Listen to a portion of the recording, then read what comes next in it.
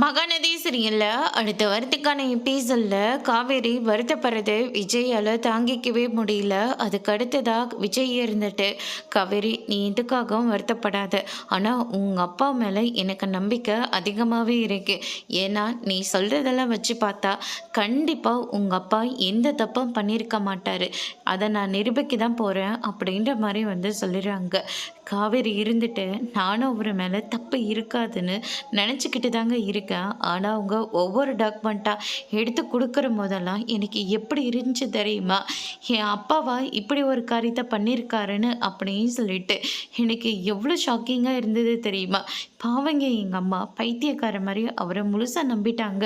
எங்கள் அம்மா எங்கள் அப்பாவை பற்றி ரொம்பவே பெருமையாக பேசுவாங்க. ஒரு இடத்துல கூட அவர் விட்டு கொடுத்து பேசினதை நாங்கள் ஒரு தடவை கூட பார்த்ததே கிடையாது. எல்லார்கிட்டேயும் ஒசந்து தாங்க பேசுவாங்க.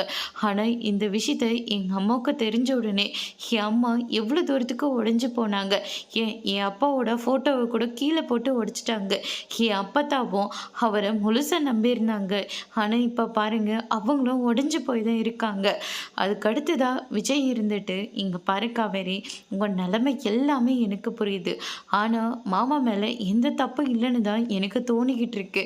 இந்த வந்திருக்கிற இந்த ஃப்ராடு கும்பலை பற்றி நான் விசாரிக்கிறேன். சரியா? விசாரிச்சதுக்கப்புறமா ஆதாரத்தோட அவங்க ஃப்ராடுன்னு நான் நிரூபிக்கிறேன் அப்படின்ற மாதிரி விஜய் சொல்லிடுறாங்க.